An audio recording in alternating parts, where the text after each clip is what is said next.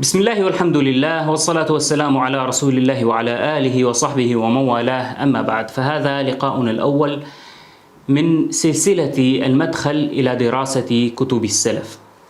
نتكلم في هذا اللقاء بإذن الله عن هذه السلسلة، ما هي ومن الذي يمكن أن يستفيد منها، لمن هي موجهة، من هم السلف، ما هي كتب السلف، ماذا نعني عندما نقول كتب السلف، ما منهجنا في هذه السلسلة، وما هي مشاكل المدرسين حاليا لكتب السلف والدارسين لها والزاعمين بأنهم يعني متبعون لهم للسلف الصالح.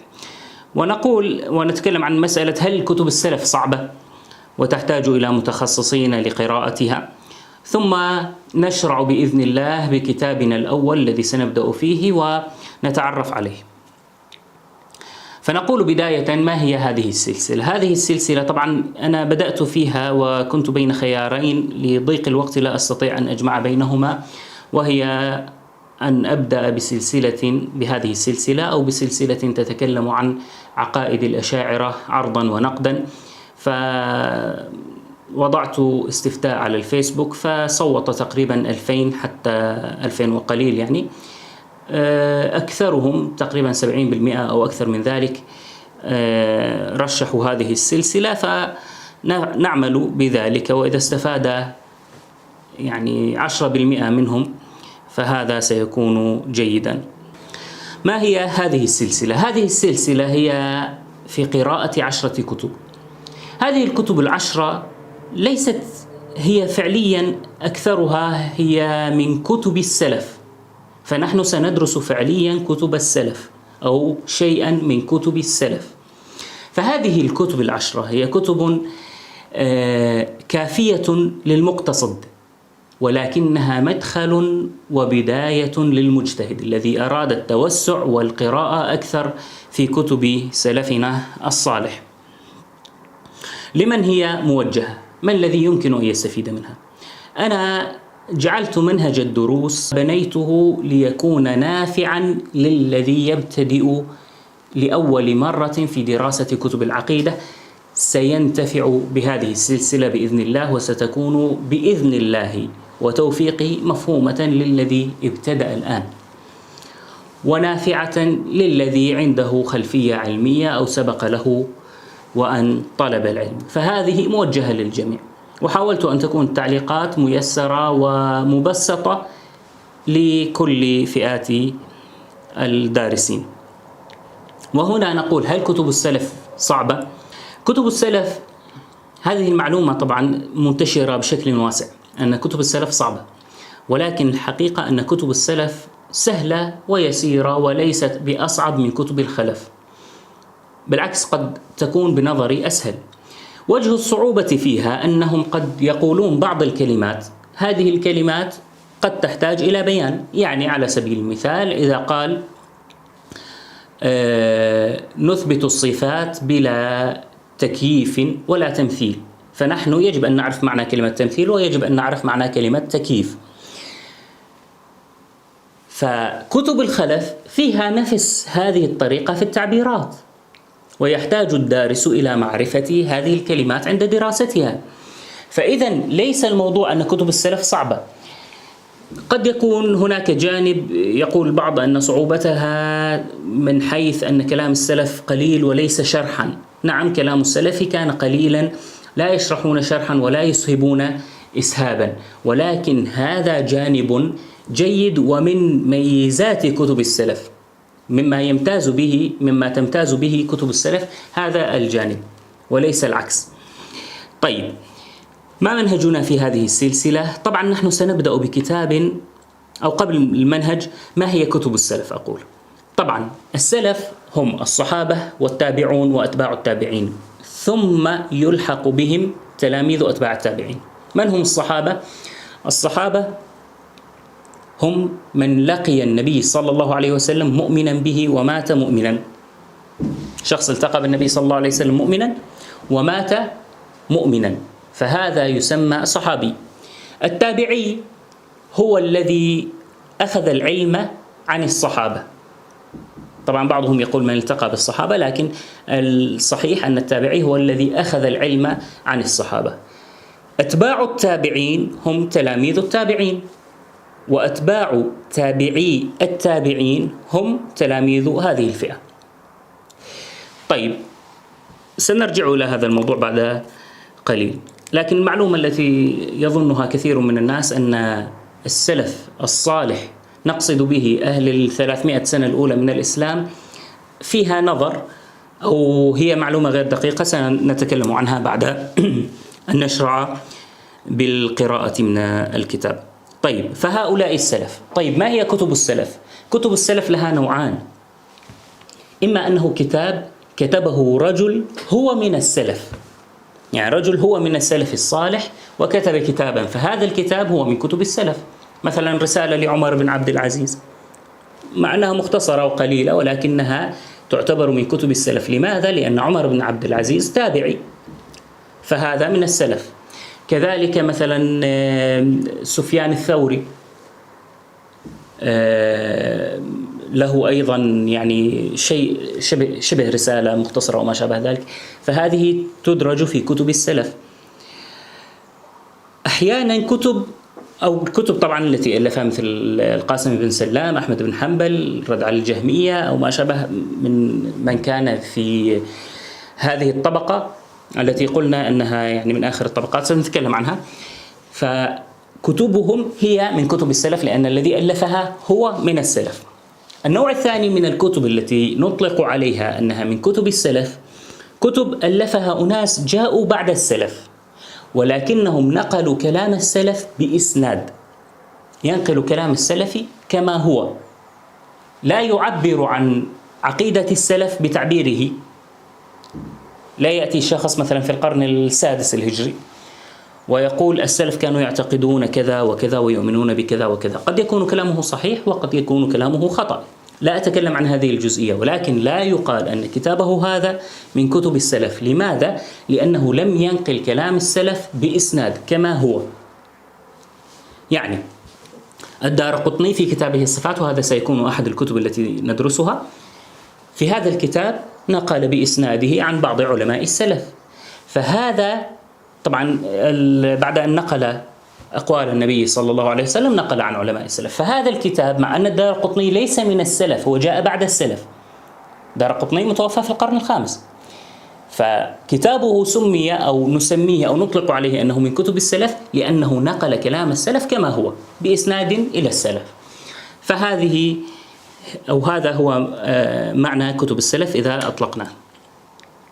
طيب، الكتاب الذي سنبدأ به في هذه السلسلة ليس من كتب أو مؤلفه ليس من السلف، وإنما متوفى عام 795 وهو ابن رجب الحنبلي. طب لماذا سندرسه؟ ندرسه كتشويقه لكتب السلف وترغيب بكتب السلف وتعريف بأهمية كتب السلف وأهمية علوم السلف وأهمية كلامهم، وسيشوق القارئ إلى قراءة كلامهم ويعرفه بفضلهم وبالاستفادة منهم. فهذا جعلناه بمثابة المقدمة، ثم بعد ذلك ننتقل إلى كتب أخرى. كما قلنا ستكون هذه الكتب مجملها من كتب السلف، إلا أن الكتاب يعني الأول بعد هذا المقدمة سيكون اعتقاد السلف وأصحاب الحديث بإذن الله، اعتقاد السلف وأصحاب الحديث للصابوني. والصابوني كتابه ليس من كتب السلف لأنه عبر عن كلام السلف بتعبيره هو. نعم، نقل نقولات عن السلف ولكن عبر بتعبيره هو، وسنتكلم عند دراسة كتابه لماذا اخترت هذا الكتاب. طبعا هناك صابوني المتوفى في القرن الخامس الهجري، وليس لأن هناك شخص آخر مشهور بلقب الصابوني وهو معاصر، لا، أنا أتكلم عن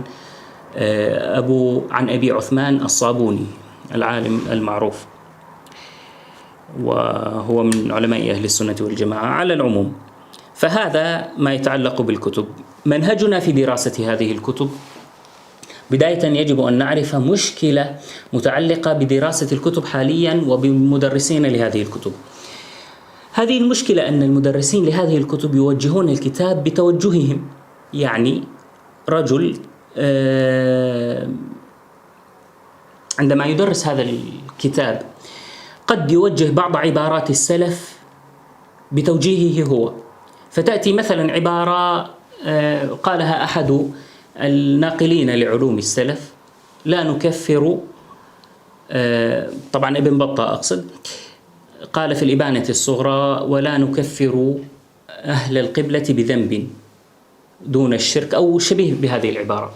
فيأتي ويقول هو يقصد لا نكفر المسلمين، فإذا تارك الصلاة لا يكفر. لماذا يا أخي ابن بطة اختار كلمة أهل القبلة؟ ليس يعني هو كان عاجزا عن قول لا نكفر المسلمين بذنب مثلا، أو لا نكفر أهل لا إله إلا الله بذنب؟ لماذا قال أهل القبلة؟ ثم أنت تأتي وتوجه عبارته بتوجيه غير ما أراده. هو قال لا نكفر أهل القبلة، أهل القبلة هم المصلون، لم يقل أهل رمضان، لم يقل أهل شيء آخر، فاختار هذه العبارة. فيجب أن تنتبه إلى عبارته. إذا لم تنتبه فلعلك تعذر، ولكن إذا انتبهت وأردت تحريفها لبيان منهجك أنت، أو لترويج منهجك أنت بين طلابك على أنه هو منهج ابن بطة، هذا أمر خطير. فهذا يقع من كثير من الشراح المعاصرين لكتب السنة. أحيانا يأتي شارح من الشراح، وهذا حق، يعني أنا أتكلم بأمثلة واقعية، يأتي يشرح عقيدة أحمد بن حنبل أو السنة لأحمد بن حنبل، فيقول أحمد بن حنبل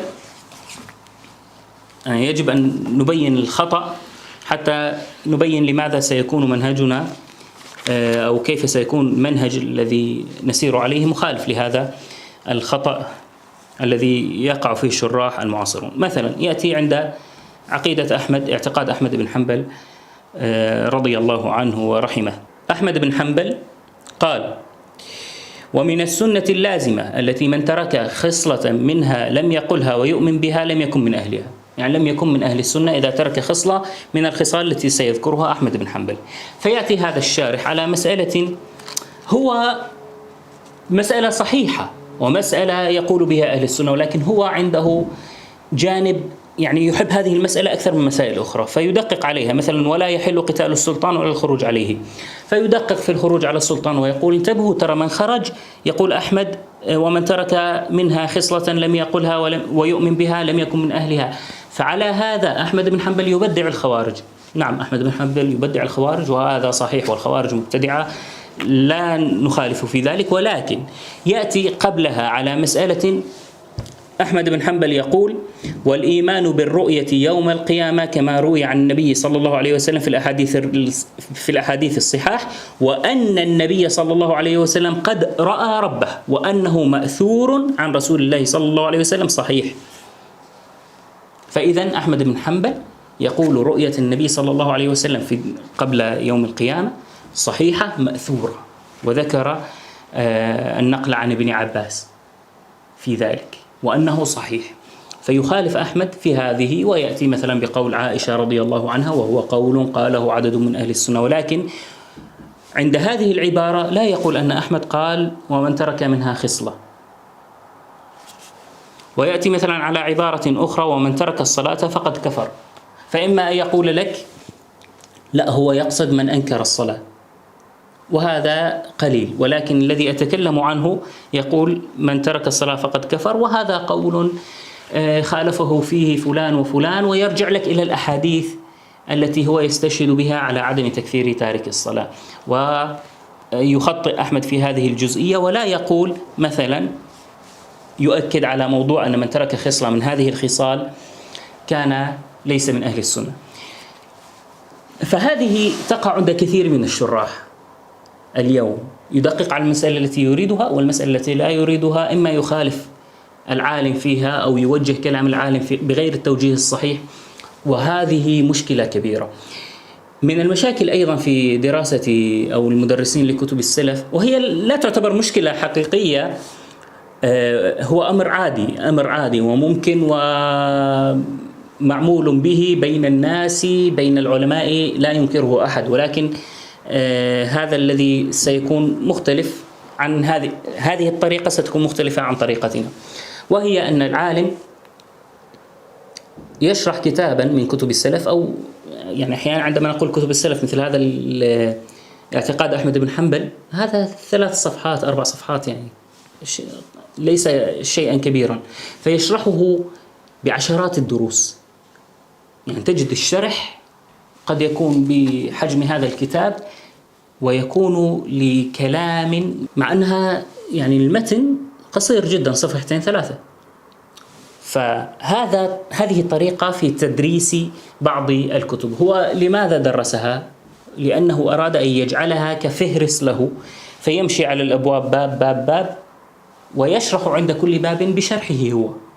فهو اتخذها كفهرس وليس اتخذها كأساس للتدريس. أما الذي سنعتمده نحن، الكتاب الذي هو من كتب العلماء التي سنقرأها، الكتب التي سنقرأها هي التي سنأخذ العلم منها وليس من الشارح، وهذا يجب أن ننتبه إليه.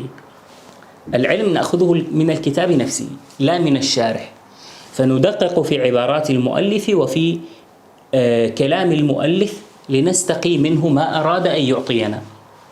أما الشارح أو المدرس سيعلق فقط على كلمات يوضح معناها، أو يوضح معنى هذا الاصطلاح عند أهل العلم، أو يعلق على بعض الأحاديث أو ما شابه ذلك. وحاولت أن أجعل التعليقات مختصرة بقدر ما أستطيع.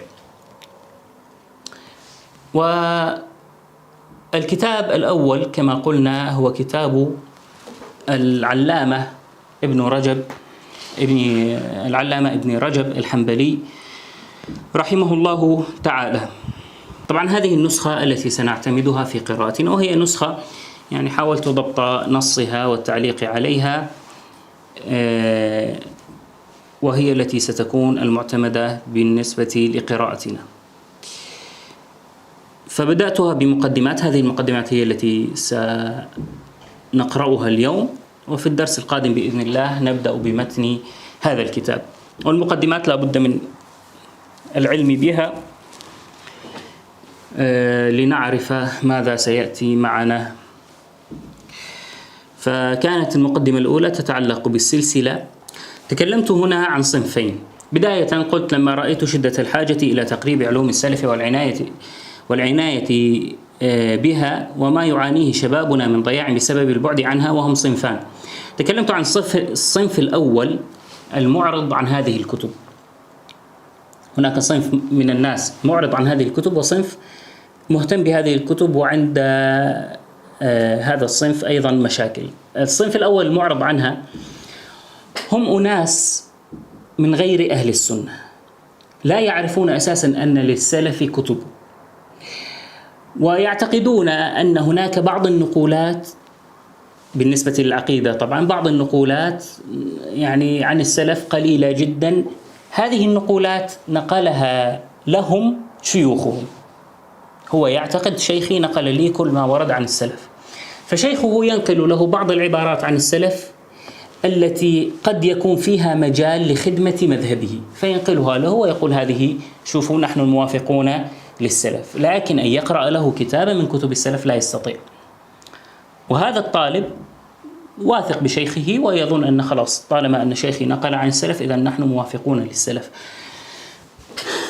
وهذه الفئة التي أقصدها ليست من أهل السنة.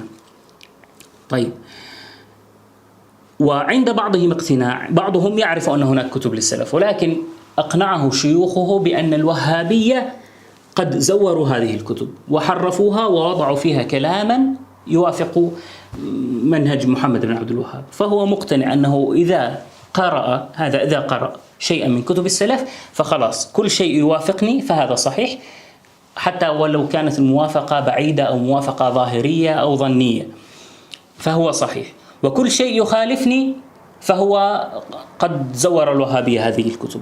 هكذا هو فعليا يعتقد.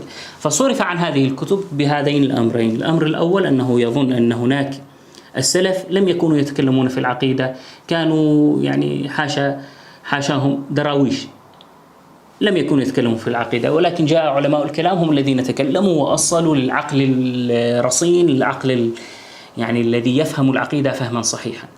فالسلف عندهم بعض النقولات نحن وافقناها، هذا الصنف الأول من الصنف الذي يعرض عنها. وهناك أناس يعتقدون أن هذه الكتب مزورة والوهابية وما شابه ذلك، مع أن المخطوطات موجودة. ارجعوا واقرأوا من المخطوطات التي كتبت قبل الوهابية، ما في يعني، أعانهم الله. طيب، صنف ثاني هم صنف أحبوا السلف ورأوا الخير في اتباع السلف والشر في مخالفة السلف، إلا أنهم صرفوا عن السلف بحجة أن كلام السلف صعب ولا يفهم، وأن شيوخهم من المعاصرين أو بعض المتأخرين هم الممثلون الرسميون لعلوم السلف، فانشغل هؤلاء عن السلف بكلام الخلف، ولهذا آثار سيئة. فممن يدعي الانتساب إلى السلف مميعون، فترى محبيهم على هذا التمييع ظنا منهم أن هذا منهج السلف. من صور التمييع بعض الناس من الخلف يعظمون علماء أهل البدعة، مثلا يعظم علماء أهل البدعة تعظيما كبيرا، فيقول مثلا عن أحد علماء أهل البدعة الذين يكفرون أهل السنة، يكفر أهل السنة صراحة، وأنا تكلمت عن هذا الموضوع في ردي على عبد الله رشدي في الحلقة أظن الثانية، أتيت بأمثلة لمن يكفر أهل السنة من علماء أهل البدع، يكفر صراحة، هو يكفرك، ويأتي هذا المميع ويقول الإمام فلان، لا يسميه إلا الإمام ولا يطلق عليه إلا ألفاظ المدح. فهذا نوع من التمييع ورثه عدد كبير من الشباب الذي يحب السلف ولكن لا يقرأ للسلف، تعلم من شيوخ مميعين. فقلت ومن المعاصرين من غلا في مسألة فتجد محبيه يغلون فيها ظنا منهم أن هذا منهج السلف. الغلو في هذه المسألة تحديدا دون باقي المسائل هو منهج السلف. فتجد مثلا منهم من يدقق في مسألة معينة ولا يدقق في مسائل كان أكثر كلام السلف عنها، مثل مسألة خلق القرآن، أكثر كلام السلف عن مسألة خلق القرآن، وهناك كلام قليل عن مسألة معينة دققت فيها فئة معينة. فتجد أن أتباع هذه الفئة عندهم هذه المسألة هي الأصل، ولا يعرفون من كلام السلف أحيانا إلا هذه المسألة، ويهملون الكلام الباقي نتيجة لاتباعهم لشيخهم.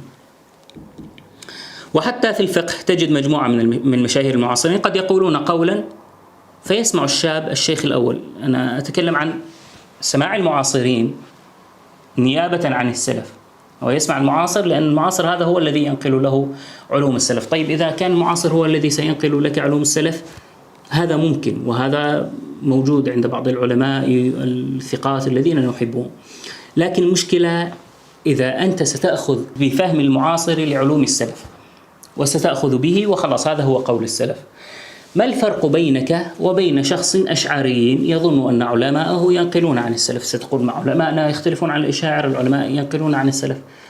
طيب هل أنت قرأت كتب السلف لتعرف وتتثبت من أن علمائك فعليا كانوا ينقلون عن السلف وموافقين لمنهج السلف؟ كتب السلف موجودة ليست مفقودة. فأنت كما أنك تريد منه أن يسمع قول السلف الذين لا تعرف قولهم أو يسمع قول علمائك، فأنت بنفس الوقت يجب أن تقرأ للسلف لتعرف فعلا هذا العالم الذي أنا وثقت به وأخذت عنه فعلا موافق للسلف، هذا لا بد منه. وإلا ما الفرق بينك وبين أي فرقة مبتدعة يظنون أنهم لم يخالفوا السلف؟ أي فرقة من الفرق التي أنت ترى أنها فرقة خالفت وفرقة عندها كذا وكذا، ثم إذا احتججت عليهم بشيء تحتج بقول شيخك المعاصر. الثقة به شيء، وأن تجعل هذا المعاصر أو هذا حتى المتأخر هو المعيار هذا خطأ، هذا شيء آخر. فلا بد من الرجوع إلى الكلام الذي قيل في كتب السلف وإلى كتبهم وإلى النظر فيها وإلى الأخذ عنها حتى تقول عن نفسك فعليا أنا أخذت عن السلف، وهذه المسألة قرأتها قالها سفيان بن عيينة، وهذه المسألة قالها الأوزاعي، وهذه المسألة قالها مثلا عبد الله بن الزبير الحميدي وما شابه ذلك. فعندها أنت فعليا قرأت للسلف ترجع إليهم. بعض الناس ينتسب إلى السلفية ويسمي نفسه السلفي وعنده هذه الكلمة معظمة ومهمة جدا في حياته، وبعد ذلك إذا سألته يعدد لك 5 من علماء السلف غير الصحابة وغير أئمة المذاهب، لأنهم مشهورون يعني يعددهم أي شخص، ولكن عدد لي 5 من السلف الذين كان ينقل عنهم في الكتب. هل سيستطيع أن يعدد 5؟ هل سيستطيع أن يعدد 5 من كتب السلف؟ لا يستطيع، ومع ذلك تجد أنه يقول عن نفسه سلفي. هذه مشكلة حقيقية وليست مشكلة ثانوية. وإذا سألته عن قول من أمور الدين لا يستطيع أن ينسب هذا القول إلى عالم من علماء السلف. طيب لماذا؟ لأنه لم يهتم بهذه الكتب التي هي عن السلف، وإنما انتسب إليهم لأنه رأى بعض الشيوخ ينتسبون إليهم وهو يحب هؤلاء الشيوخ وعلى هذا الأمر. فهذه ليست فقط في مجال العقيدة، أيضا في مجال الفقه. أحيانا يسمع هذا الذي اهتم فقط بكلام المعاصرين لم يرجع إلى كلام السلف، يسمع الشيخ الأول قال مسألة هذه حلال أو حرام، والثاني قالها، والثالث قالها، والرابع قالها، والخامس قال. 5 من العلماء المعاصرين الذين ينتسبون إلى السلفية يقولون نفس القول. كثير من الناس يظنون أن هؤلاء طالما أنهم اتفقوا على هذا القول فهذا مجمع عليه، أو على الأقل هو قول الجمهور. وقد يكون هذا القول ليس بقول الجمهور، بل الجمهور على خلافه. فلماذا هو يظن أن هذا القول مجمع عليه؟ لأنه سمع المشايخ الذين يحبهم من المعاصرين يقولون بهذا القول. فهذا خطأ منهجي عند هذا المتعلم.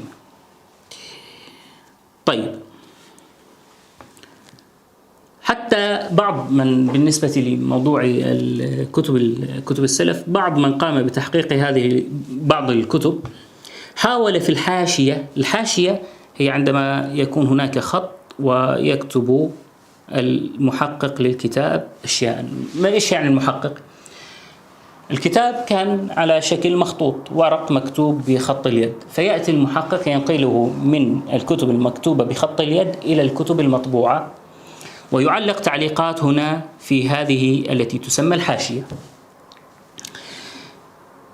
هذا المحقق، وظيفة المحقق أن يظهر الكتابة، أن يعطيك الكتاب كما أراد مؤلفه، يضبط نصه كما أراد المؤلف ليعطيك إياه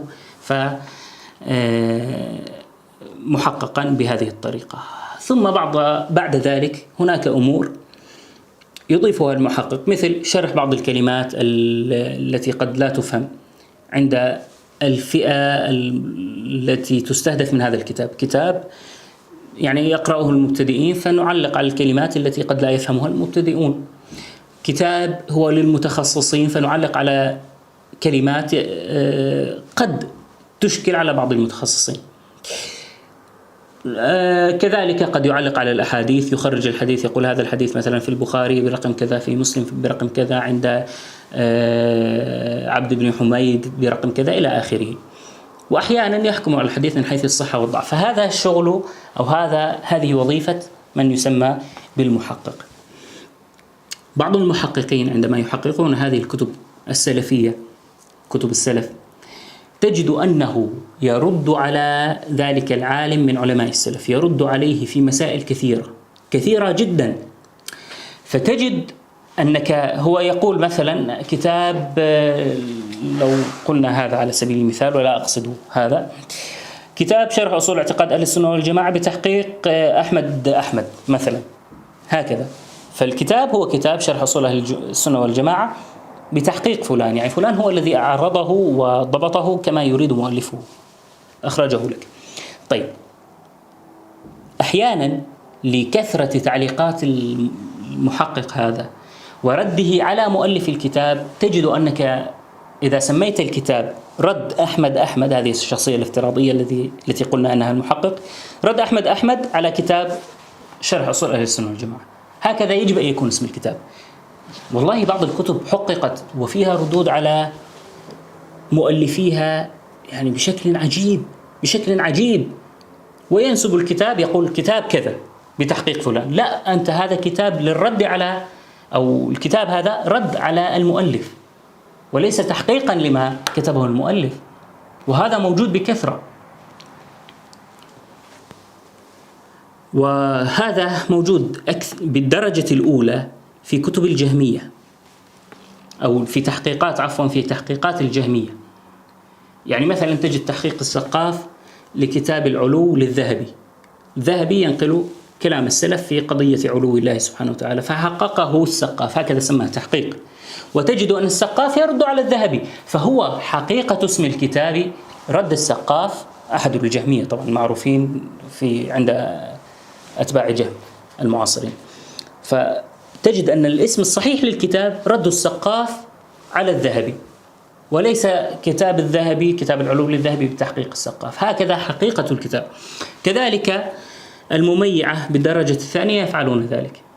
تجد أحد الذين حققوا كتاب السنة لعبد الله بن أحمد بن حنبل كذلك فعل، يعني رد عليه وعلى النقولات التي نقلها بردود كثيرة، وكثير منها فيه يعني تجني على عبد الله بن أحمد وتجني على النقولات، سبحان الله. وغلاة التبديع بالدرجة الثالثة أيضا يفعلون ذلك. فهذه مشكلة في تحقيقات الكتب.